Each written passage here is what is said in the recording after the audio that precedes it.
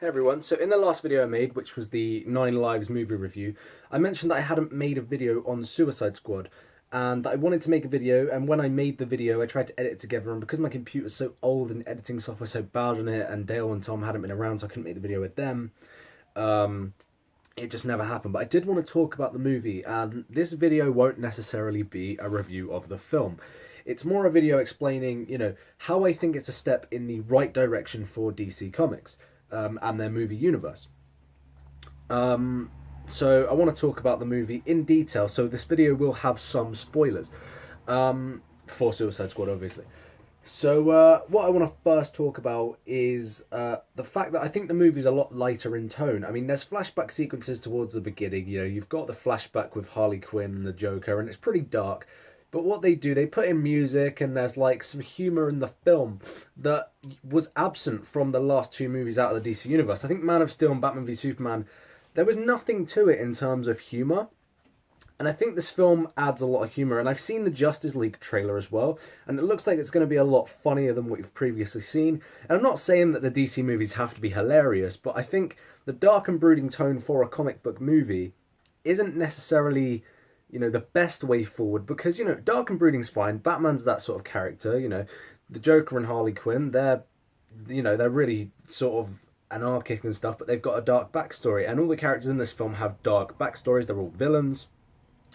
So that's fine to have that element, and this film has that element, but it also has the humorous element. I'm not saying they blend perfectly together, but I think they added that into the movie, and I think that made the movie sort of more enjoyable to start off with.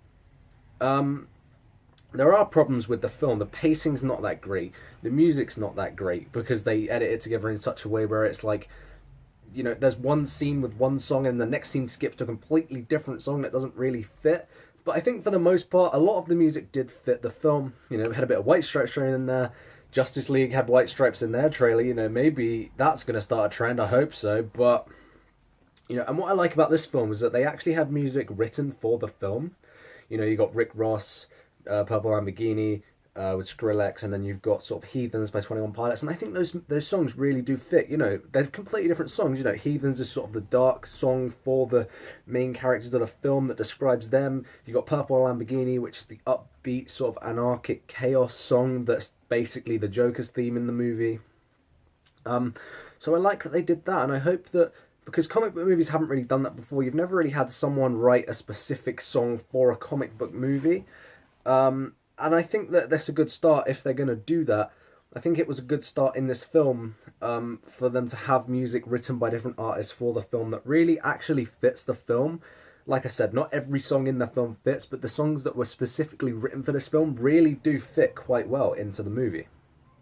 So I think that's a step in the right direction. And I also think, the character development in the film wasn't perfect either, but they introduced each character, because I'm kind of sick of the origin stories. Even in Batman v Superman, I think Ben Affleck is a perfect Batman. I really, really like him. But I think, they had the whole his parents dying thing again, and they didn't need to put it into the film because we already know that. And what this film did, it introduced us straight to the characters, but the characters we didn't know, we still get to know a little about them through flashbacks. And I know, we haven't seen sort of Harley Quinn's origin. We saw the Joker's origin a couple of times, but it's done differently here than it was in the other movies, and we don't specifically see his origin anyway in this film. But we know that it's the Ace Chemicals and everything, because there's a scene with the Joker and Harley Quinn, which is my favourite scene in the movie, where she jumps into the vat of Ace Chemicals. There's a really good line by Jared Leto's Joker. I'm not going to try and replicate it because I'm not going to try and do his voice. But, that was awesome. That was my favourite scene in the entire film. And I think, the origins that we do see are origins that we haven't yet seen. And I'm glad about that because, they really expanded upon the characters better than just throwing them in there. But, at the same time, it's not a complete... because if each character had their own origin movie, I could see it working. El Diablo was probably my favourite squad member. A movie about him, I'd be up for. The Joker and Harley Quinn, a movie that actually sets those two up, would be great.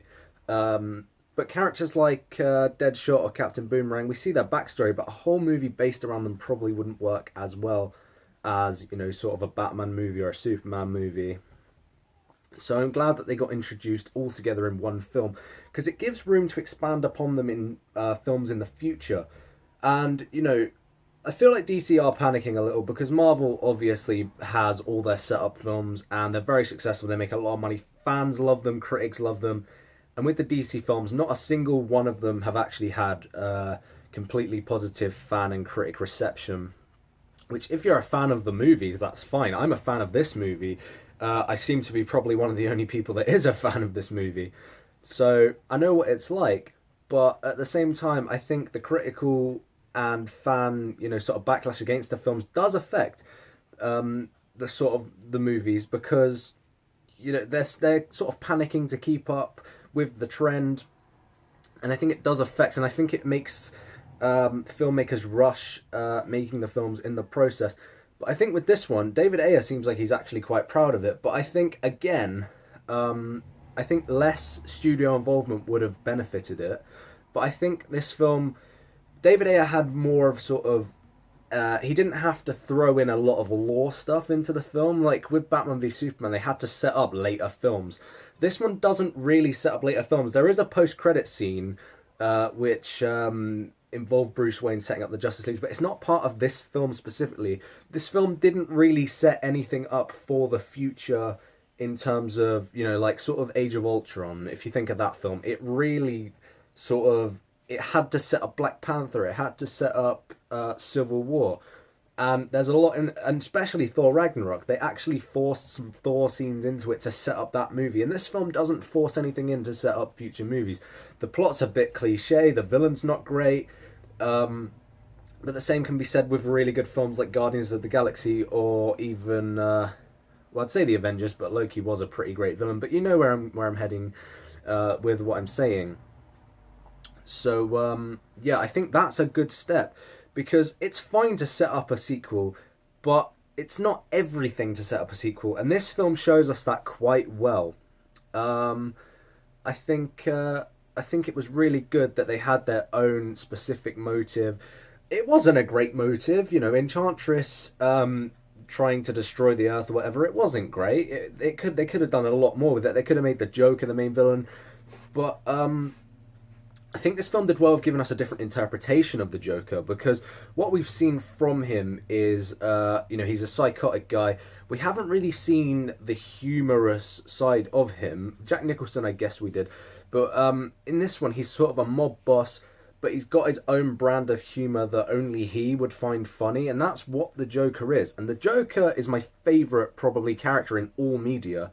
So I'm glad that they took a new step with him. Obviously, I was skeptical when I first saw Jared Leto was cast. I thought, what's with all the tattoos? Why is, like the grills? But it makes sense in context of the movie, and I'm really glad that we got. Obviously, he doesn't have a lot of screen time, but I want to see more from him. And I think, like I said, they don't set up a lot, but what they do set up is stuff that is good, because I want to see more of the Joker in the future. I want to see Harley Quinn again, and I think they did well with her backstory, because they didn't just put in a whole sort of 20 minutes 30 minutes of backstory for her. It was flashbacks. It was so short, sweet, to the moment. You watched it, you were like, okay, I know what's going on, I know who she is, I know who he is.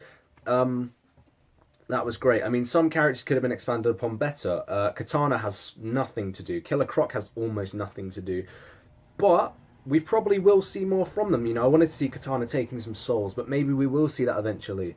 But I think this film is not perfect, but it's my favourite DC film so far. And, I really want to like the DC universe. I want to love it. And Man of Steel bores the hell out of me. Batman v Superman is inconsistent all over the place. I'm not saying this film's 100% consistent. It's not. But I was focused. I actually came out of the film loving it. The second time I saw it, I actually loved it. And I haven't seen Batman v Superman a second time. I haven't even seen Man of Steel a second time because it just bores me. But if I saw Batman v Superman a second time or anything, I don't know if I'd like it more, but I'm saying I don't think I would feel about it as I do with this movie, because what I want to see is more from each character. Definitely want to see more of Ben Affleck's Batman. He is in this, and he's only in it for a short while, but it made me want to see him again. I want to see a lot more from the Joker. I want to see a lot more from Harley. I want to see more from Deadshot. He was awesome. Even Captain Boomerang. I hope he's in the Flash movie, because he was one of the best characters in this entire film. But, and to set him up in this film was great with other villains. I'm glad they didn't just set, because you've got films like Thor, which set up Loki as the villain, and then he's obviously the main villain in the Avengers. What I like about this is that each villain is with another villain. They're not set up with their heroes, so there's more focus on the villain themselves, which is awesome. I want to see that more, and I think it's a step in the right direction for DC, because we've always seen the hero in the forefront. Like in Batman v Superman, Lex Luthor, for example, I don't like the character that Jesse Eisenberg played, but he's set up with the heroes in the forefront, and he's not the main focus. The way the villains are the main focus in this, and we might end up seeing them in sort of the superhero films, like we might see the Joker in the solo Batman film, or Captain Boomerang in the solo Flash film. I think it's good to set the villains up before the hero, because we get to know the villains, because we already know the hero. You know, the Flash is going to be in Justice League. We'll get to know him. We know who he is because the Flash is very popular, but Captain Boomerang isn't. And it was good to set him up like on his own without the Flash, because then when we actually see the Flash movie, we know who they both are. You know, we sort of feel both of the characters as well, sort of established characters. So I think that was great. So I want to see more of the sort of the dark humor. I want to see a bit more of the like the action was cool. Like it was straight to the point. It was sort of with Batman v Superman, the only good action we had was with Batman. You know, it was taken straight out of the Arkham game, and I think they did the sort of similar thing with Harley Quinn's combat style and stuff like that. So I think that was great, and I want to see more of the sort of not setting up future films. Like setting up future films is fine. I mean, sort of not focusing on the setup of future films. I want to see more of that, and I'm glad that we got that in this film. So that's why I think Suicide Squad is a step in the right direction for DC. Obviously, people will agree. Some people don't like this movie, and that's absolutely fine. I personally think it's really fun. And again, I didn't come out of Man of Steel or Batman v Superman thinking that was fun. I came out of this film thinking it was a lot of fun. And that's what I want from my comic book films. I want fun.